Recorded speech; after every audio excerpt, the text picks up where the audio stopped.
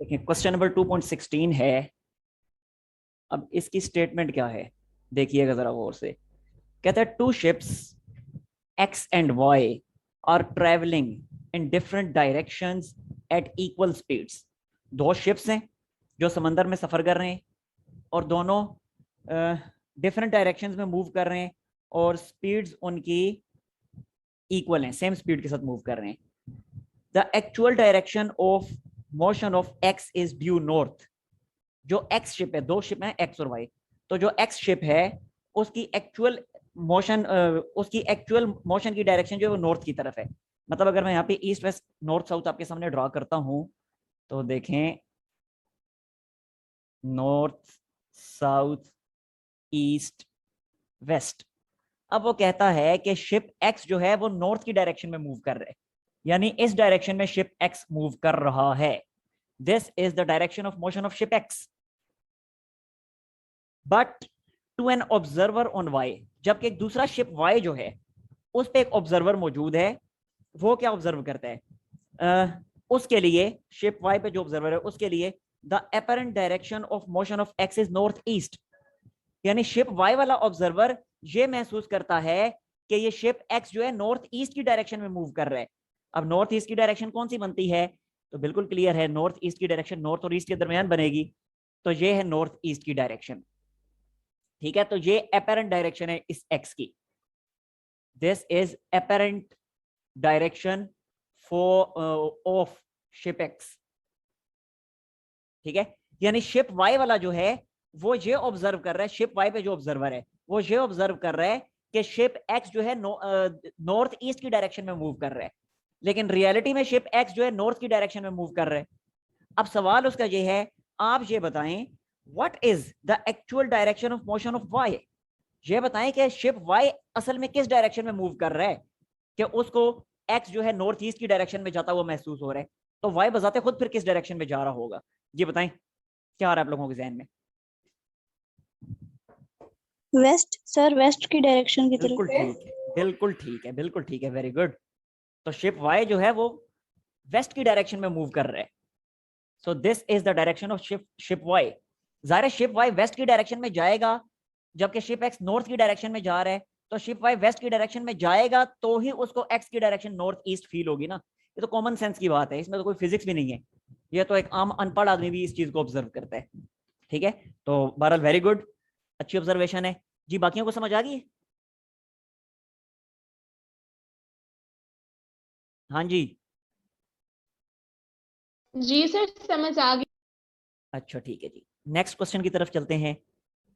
Next है जी question number 2.16। 16 तो ये हो गया। अच्छा 16 का ही सेकंड पार्ट है, ये 16 का फर्स्ट पार्ट था, अब 16 का सेकंड पार्ट है। देखें इसका 16 का सेकंड पार्ट क्या है। कहता है the force F is applied to an object P of mass m at rest on the smooth plane inclined at angle theta to the horizontal। यानी कि इंक्लाइंड प्लेन है, उस इंक्लाइंड प्लेन के ऊपर एक ऑब्जेक्ट पड़ी हुई मूव कर रही है। Force F is applied to small object P of the mass m rest, sorry पड़ी हुई है उसके ऊपर, रेस्ट में है इंक्लाइंड प्लेन के ऊपर। तो पहले आपके सामने इंक्लाइंड प्लेन में ड्रॉ कर देता हूं। So this is inclined plane. अब इस इंक्लाइंड प्लेन के ऊपर इस जगह पे एक ऑब्जेक्ट पड़ी हुई है, दिस इज द ऑब्जेक्ट, और ये ऑब्जेक्ट है रेस्ट में। ठीक है, अब उसका सवाल क्या है। कहता है the magnitude of the resultant force F acting up and along to of the plane on the object is what. कहते हैं इस इंक्लाइंड प्लेन के अलोंग, इस इंक्लाइंड प्लेन के अलोंग अपवर्ड डायरेक्शन में जो नेट फोर्स एक्ट करेगी, ये नेट फोर्स जो इंक्लाइंड प्लेन के अलोंग अपवर्ड डायरेक्शन में एक्ट कर रही है, कहता है इस फोर्स एफ का जरा मैग्नीट्यूड तो बताएं, इस फोर्स एफ का मैग्नीट्यूड क्या होगा, ये हमने बताना है। सवाल की समझ आइए कि फोर्स इंक्लाइंड प्लेन के अलोंग अपर डायरेक्शन में जो एक्ट कर रही है, हमने इसका मैग्नीट्यूड फाइंड कर रहे हैं जी। कुछ समझ आया, कोई नहीं आया? हाँ जी बता दें। यस सर, आ गया है।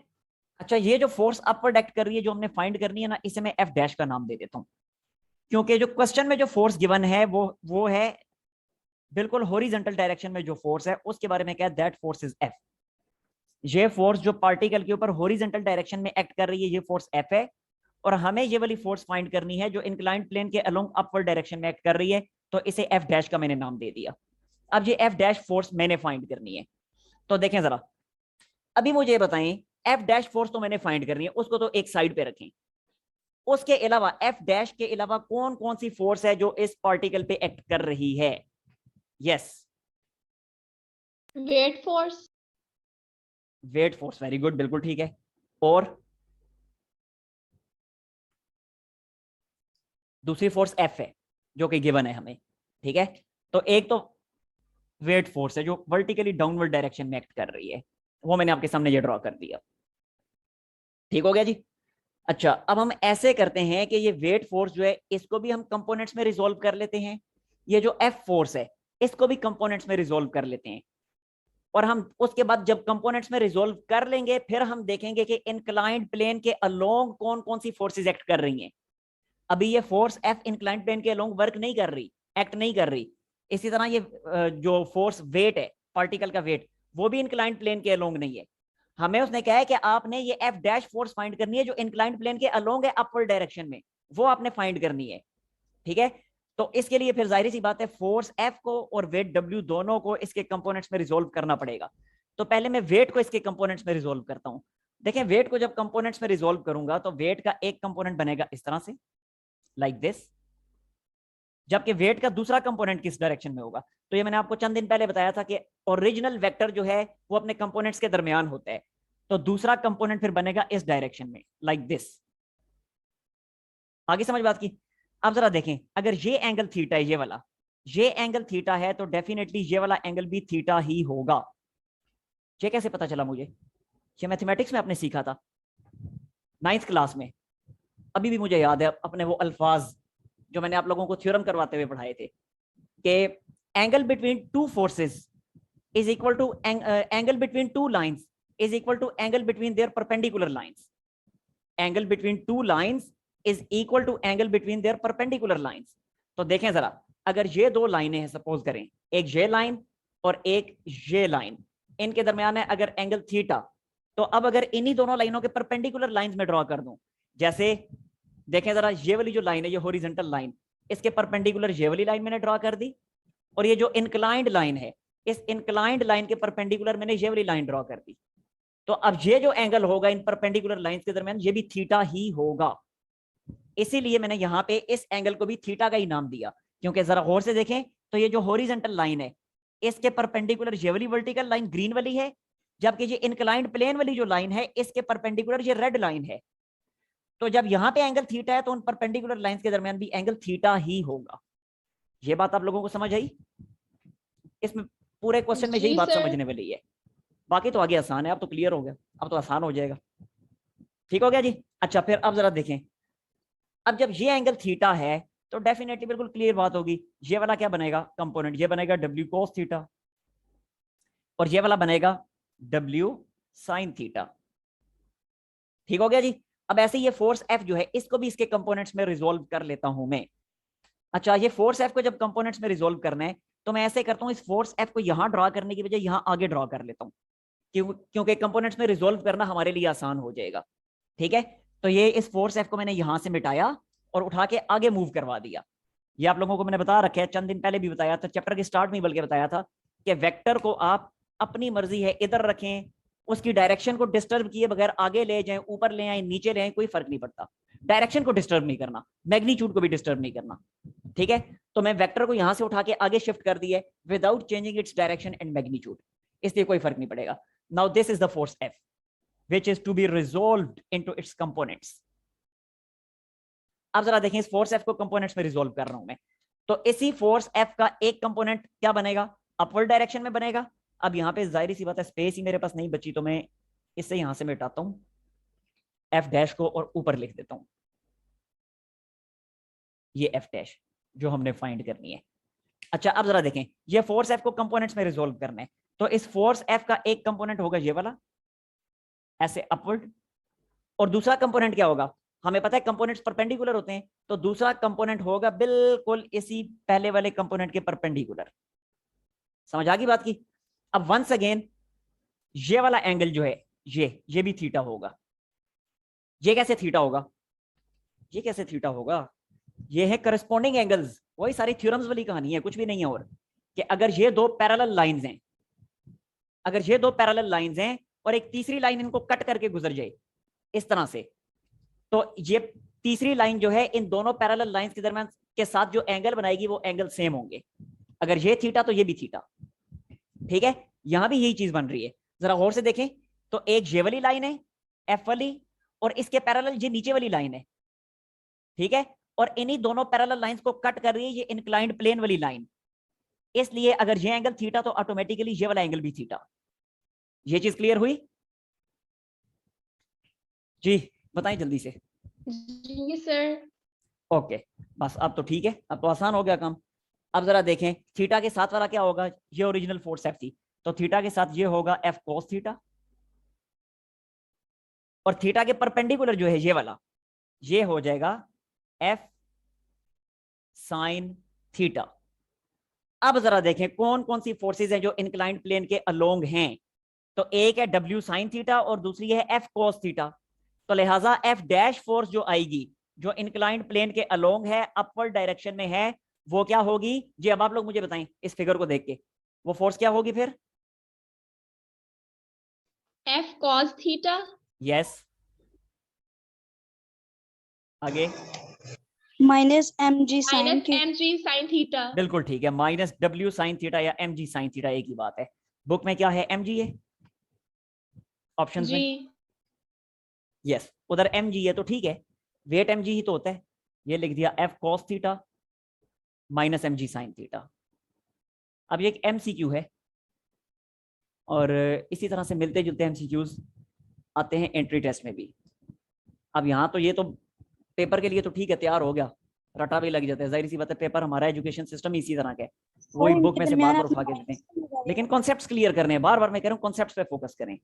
ठीक है, इसी तरह के मिलते जुलते क्वेश्चंस की आपने प्रैक्टिस करनी है जी। कुछ कहा किसी ने भी? यस सर, आपने इनके दरमियान माइनस का साइन क्यों लगाया है? इसलिए कि फोर्सेस ऑपोजिट है ना, एफ cos थीटा अपवर्ड है, डब्ल्यू sin थीटा डाउनवर्ड है, तो नेट फोर्स जो अपवर्ड डायरेक्शन में होगी वो यही बनेगी, F cos theta minus M G sine theta. हुआ ओके। क्लियर? अच्छा जी, नेक्स्ट है, ये कौन सा था? ये था 16वां। अब आते हैं 17वें की तरफ। 17वें में कहते हैं if all the components of vectors a1 and a2 are reversed, how would this alter a1 cross a2? कि अगर दो वेक्टर्स हैं, अगर हमारे पास दो वेक्टर्स हैं a1 और a2, a1 एंड a2, ये अगर हमारे पास दो वेक्टर्स हैं, कहते हैं इन दोनों वेक्टर्स के अगर तमाम कंपोनेंट्स रिवर्स कर दें हम, यानी वेक्टर ए का जो एक्स कंपोनेंट, वाई कंपोनेंट, जी कंपोनेंट, तीनों को रिवर्स कर दें। तीनों रिवर्स करने का मतलब पता है क्या होगा? तीनों रिवर्स करने का मतलब है वेक्टर ए पूरे का, वेक्टर ए1 पूरे का पूरा रिवर्स हो जाएगा। समझ आ गई? इसी तरह ए2 के अगर तमाम कंपोनेंट्स रिवर्स करें तो पूरे का पूरा वेक्टर ए2 भी रिवर्स हो जाएगा। समझ आई? तो नए वेक्टर्स देखें क्या बनेंगे। तो नया वेक्टर बनेगा आफ्टर रिवर्सिंग कंपोनेंट, नया वेक्टर बनेगा -a1। इसी तरह a2 के तमाम कंपोनेंट्स को रिवर्स करें तो नया वेक्टर बनेगा -a2। समझ आ गई बात की? अब जरा देखें होगा क्या। पहले a1 क्रॉस a2 फाइंड करते हैं, फिर -a1 क्रॉस -a2 फाइंड करते हैं, देखते हैं क्या रिजल्ट आता है। तो a1 cross a2, a1 cross a2, देखें a1 क्रॉस a2 क्या बनता है? a1 क्रॉस a2 बनेगा a1 a2 साइन थीटा और साथ में एन कैप। ठीक है, अच्छा -a1 क्रॉस -a2 देखते हैं अब क्या होगा। -a1 क्रॉस -a2, अब ये क्या होगा? अब होगा -a1 का मैग्नीट्यूड, तो ये ऐसे ही लिखते, तो -a1 का मैग्नीट्यूड इनटू -a2 का मैग्नीट्यूड। एंगल पे कोई फर्क नहीं पड़ने वाला, ठीक है, एंगल पे कोई फर्क नहीं पड़ेगा, तो ये साइन थीटा ऐसे ही रहेगा। जबकि यूनिट वेक्टर जरा देखिएगा, यूनिट वेक्टर पे क्या फर्क पड़ेगा जी? बताएं। हाँ जी, क्या फर्क पड़ेगा यूनिट वेक्टर पे? पहले यूनिट वेक्टर एन कैप था, तो अब यूनिट वेक्टर क्या होगा?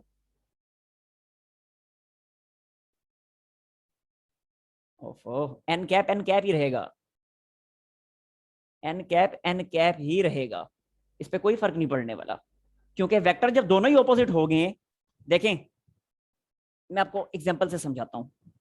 ये वेक्टर्स हैं, ये A1 ये A2, तो पहले देखें A1 cross A2 unit vector किधर बनेगा, अपवर्ड डायरेक्शन में, ऐसा ही है। अब अगर मैं इनको रिवर्स करता हूं दोनों वेक्टर्स को, देखें A1 रिवर्स होके इधर आ गया, A2 रिवर्स होके इधर आ गया, ठीक है। अब फिर A1 क्रॉस A2 फाइंड करना है, तो देखें वंस अगेन ये ब्लू वाला A1 था, तो फिर A1 क्रॉस A2 करूंगा, तो देखें अभी भी थंब मेरा अपवर्ड है, तो यूनिट वेक्टर पे कोई फर्क नहीं पड़ने वाला, तो इसलिए एन कैप वैसे का वैसे ही रहेगा। और अगले स्टेप में अब ये क्या बनेगा, अगले स्टेप में बनेगा माइनस A1 का मैग्नीट्यूड क्या होगा A1, माइनस A2 का मैग्नीट्यूड क्या होगा A2, और sine theta into N cap, compare कर लें दोनों को, सेम है या नहीं है जी, समझ आई नहीं आई जी, आप लोगों को मेरी यस आवाज सर, आ रही है? क्लियर है। अच्छा, तो इसका फिर जवाब क्या होगा कि अगर तमाम कंपोनेंट्स को रिवर्स कर दिया जाए तो कोई फर्क नहीं पड़ने वाला वेक्टर की, इसके वेक्टर की प्रोडक्ट पे, A1 क्रॉस A2 वैसे का वैसे ही रहेगा। हो गया क्लियर? वैसे इसका एक दूसरा मेथड भी है, लेकिन वो थोड़ा सा लेंथी मेथड है। अभी नेक्स्ट आते हैं नंबर 18 की तरफ, बल्कि चलें ऐसे करें, मैं दूसरा मेथड भी आपको सिखा ही देता हूँ, ये ना होना कि फिर, क्योंकि उससे रिलेटेड कॉन्सेप्ट्स है ना, कॉन्सेप्ट्स आपको सिखाने हैं, असल चीज़ तो कॉन्सेप्ट है, जब वो क्लियर होंगे तो क्वेश्चन आप लोगों ने कर ही लेने हैं। दूसरा मेथड भी देख लें, देखें जरा, ये वेक्टर A1 को मैं इसके कंपोनेंट की फॉर्म में लिखता हूँ। देखें वेक्टर A1 को कंपोनेंट की फॉर्म में लिखा, A1i plus A2j plus A3k, ये वेक्टर को इसके कंपोनेंट्स की फॉर्म में मैंने लिख दिया वेक्टर A1 को, ठीक है। अच्छा, यहाँ पे लिखना चाहिए था A1 A2। हम ऐसे करते हैं कि इन वेक्टर्स को जो है ना, क्योंकि यहाँ पे मैंने अब A1 A2 A3 लिखा, तो वो थोड़ा गड़बड़ हो जाता है ये, या चलो ये कर लेता हूँ A1 X A1 Y A1 Z, अब ठीक है बस। अच्छा, ऐसे ही अब A2 को भी देखिएगा जरा, A2 वेक्टर वो क्या होगा, वो होगा A2xi plus A2yj plus A2zk, ये मैंने लिखा दोनों वेक्टर्स को कंपोनेंट फॉर्म में, ठीक है। ये चीज तो आप लोगों को आती है ऑलरेडी, पहले से आपने इसे कन्वर्ट करना सीखा है। अब A1 क्रॉस A2 देखें क्या बनता है, A1 क्रॉस A2 क्या बनेगा, वो बनेगा IJK, ये लिखा। अब A1 क्रॉस A2 देखिएगा, ये बनेगा A1 A1x A1y A1z, ऐसे ही A2x A2y एंड A2z, ये मेरे पास आ गया A1 क्रॉस A2। एक्सपेंड करने की जरूरत नहीं है, बस काफी है इतना। अब minus A1 cross minus A2 देखें क्या बनेगा, तो पहले तो देखें माइनस A1 वेक्टर होगा क्या कंपोनेंट फॉर्म में, तो वो होगा माइनस A1xi, ठीक है। इसके बाद होगा माइनस A2yj, फिर होगा माइनस A2zk, क्योंकि वो खुद कह रहे हैं कि वेक्टर के तमाम कंपोनेंट्स रिवर्स करने हैं, तो पहले कंपोनेंट्स अगर पॉजिटिव साइन के साथ थे तो अब डेफिनेटली नेगेटिव साइन के साथ आएंगे। और ये मैं अभी आपको पहले ही बता चुका हूं कि जब वेक्टर के तमाम कंपोनेंट्स रिवर्स होंगे तो वेक्टर भी रिवर्स हो जाएगा, इसलिए यहां भी माइनस आ गया। अच्छा, आप जरा देखिएगा, माइनस A2 क्या बनेगा, यह बनेगा minus A2xi minus A2yj and minus A2zk। यहां पे मैंने मिस्टेक कर दी, 1 था ये। अब जरा देखें माइनस A1 क्रॉस A2 क्या बनेगा, तो ये मैंने लिखा minus A1 cross minus A2। Now what does it become, it becomes I J and K। और अब जरा नीचे देखिएगा, ये है minus A1 x minus A1y and minus A1z, तो ये लिखा minus A1x minus A1y minus A1z। इसी तरह अब नीचे देखें, minus A2x minus A two Y minus A two Z. अभी देखें, दोनों को कंपेयर करें, अभी सिमिलैरिटी नहीं है, लेकिन ये अब मैथ जो पढ़ेंगे तो मैथ के चैप्टर नंबर 3 में आप लोग ये ट्रिक सीखेंगे। फर्स्ट ईयर की मैथ के चैप्टर नंबर 3 में डिटर्मिनेंट का टॉपिक है कि वेक्टर के डिटर्मिनेंट के किसी भी रो से या किसी भी कॉलम से आप साइन कॉमन ले सकते हैं। तो यहां से पूरा नेगेटिव साइन कॉमन आ जाएगा, यहां से पूरा नेगेटिव साइन कॉमन आ जाएगा, और ये बनेगा क्या, ये जो बनेगा वो यहां में लिख देता हूं। कॉमन लेने के बाद ये बनेगा minus A one cross minus A two. Common लेने के बाद बनेगा -1 इंटू -1, और ये बना आई जे के। अब जरा देखें, माइनस मैंने कॉमन ले ली है, इस रो में से भी इस रो में से भी, वो कॉमन लेके जो बाहर मैंने लिख दी है। अब बाकी अंदर क्या बचेगा, अंदर बचेगा a1x a2y sorry a1y and a1z, ऐसे ही a2x a2y एंड a2z। अब कंपेयर करें, माइनस माइनस मल्टीप्लाई होके खत्म हो जाएंगे और फाइनल रिजल्ट यही डिटर्मिनेंट बनेगा जो वो था। कंपेयर करने सिमिलर है, तो यहां से प्रूव हो गया कि कोई फर्क नहीं पड़ेगा इनको रिवर्स कर देने से। हाँ जी, क्लियर? Yes, any problem? जी no sir, no problem. Okay, फिर स्क्रीनशॉट लें इसका जल्दी से। नेक्स्ट क्वेश्चन की तरफ चलते हैं फिर।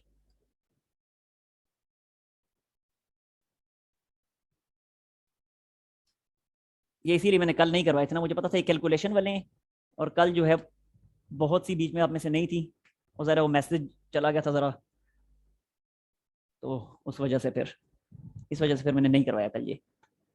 हाँ जी, कर दूं साफ? जी सर। ओके,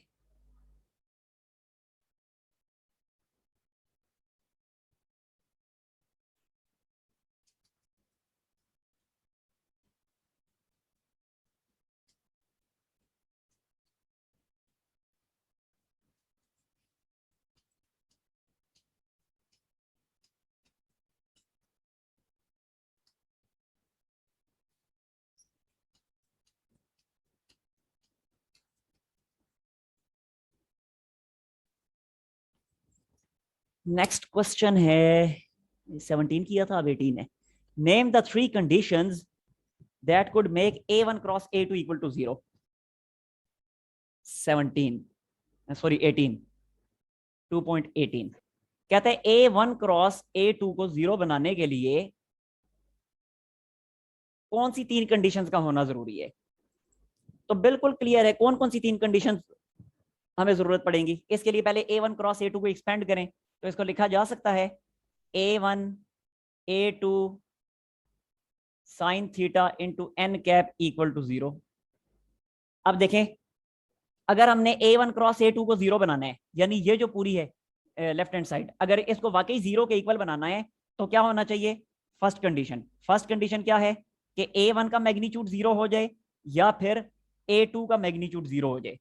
अगर इन दोनों में से कोई एक मैग्नीट्यूड भी a1 या a2 मैग्नीट्यूड अगर 0 हो जाता है, अगर a1 या a2 मैग्नीट्यूड 0 हो जाता है तो ऑटोमेटिकली क्रॉस प्रोडक्ट 0 हो जाएगी। सेकंड क्या है कि थीटा 0 डिग्री हो जाए। जरा थीटा 0 होगा तो साइन 0 0, तब भी 0 हो जाएगा सारा। और थर्ड कंडीशन क्या है, थीटा 180 डिग्री होना चाहिए। अगर थीटा 180 हुआ तो भी ये सारी क्रॉस प्रोडक्ट 0 हो जाएगी। आगे समझ बात की? क्लियर?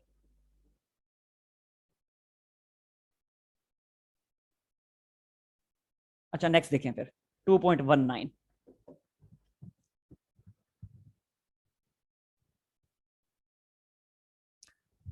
2.19 है आइडेंटिफाई ट्रू और false statements and explain the reason.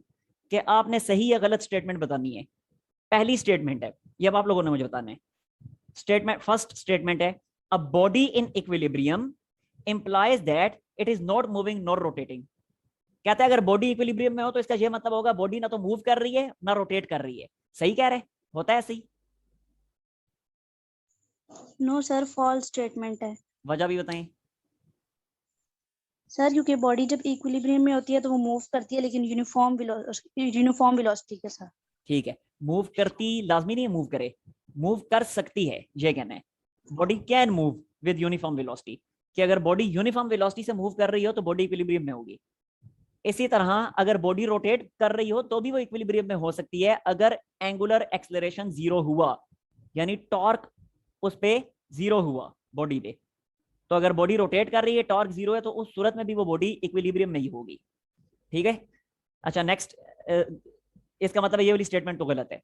Next देखें B, if coplanar forces acting on a body form a closed polygon then the body is said to be equilibrium. जी सही कह रहे हैं।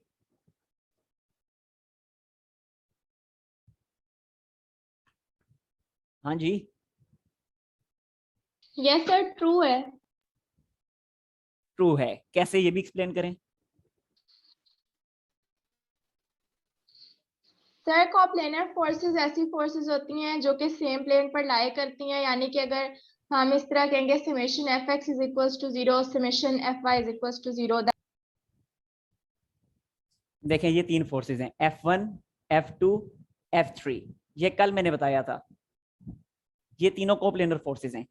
कल ये बात मैंने आपको बताई थी कि अगर कोप्लेनर फोर्सेस क्लोज्ड पॉलीगॉन बना दें, कोप्लेनर फोर्सेस अगर मिलके क्लोज्ड पॉलीगॉन बना दें, चाहे क्लोज्ड ट्राइंगल बनाएं, चाहे क्लोज्ड स्क्वायर रेक्टेंगल बनाएं, चाहे क्लोज्ड रोम्बस बनाएं, क्लोज्ड पैरेललोग्राम बनाएं, या closed pentagon, closed hexagon, heptagon, कुछ भी बना दें, तो जब भी क्लोज्ड पॉलीगॉन बनेगी ना उन कोप्लेनर फोर्सेस की वजह से, तो सम ऑफ फोर्सेस 0 होगा। ठीक है, सम ऑफ फोर्सेस, तमाम फोर्सेस का सम 0 होगा। और जब तमाम फोर्सेस का सम 0 हो गया तो रोटेशन तो यहाँ पे हो नहीं रही। ठीक है, if coplanar forces acting on a body form a closed polygon then the body is said to be in equilibrium. अच्छा, ये सम ऑफ फोर्सेस 0 है, अगर सम ऑफ टॉर्क भी 0 हो गया, अब यहाँ पे लिखना है if sum of torque 0 then body is in equilibrium, then body is in equilibrium. लेकिन अगर सम ऑफ टॉर्क इन फोर्सेस का 0 ना हुआ then it is not in equilibrium, then it is not in equilibrium, not in equilibrium। देखें coplanar forces हैं, closed polygon बना रही हैं, तो जब क्लोज्ड पॉलीगॉन बना रही हैं तो सम ऑफ फोर्सेस 0 हो गया, यानी इक्विलिब्रियम की फर्स्ट कंडीशन तो सेटिस्फाई होगी, लेकिन इक्विलिब्रियम की सेकंड कंडीशन का यहाँ पे कोई तज़किरा उसने नहीं किया, यानी उसने ये कतन नहीं कहा कि सम ऑफ टॉर्क्स भी इन तमाम फोर्सेस का 0 है। ये रिस्ट्रिक्शन उसने नहीं लगाई। तो जब ये रिस्ट्रिक्शन नहीं लगाई तो फिर सम ऑफ टॉर्क नॉन जीरो भी हो सकता है, ये पॉसिबिलिटी मौजूद है, इसलिए ये वाली स्टेटमेंट भी सही नहीं है। This statement is also not true.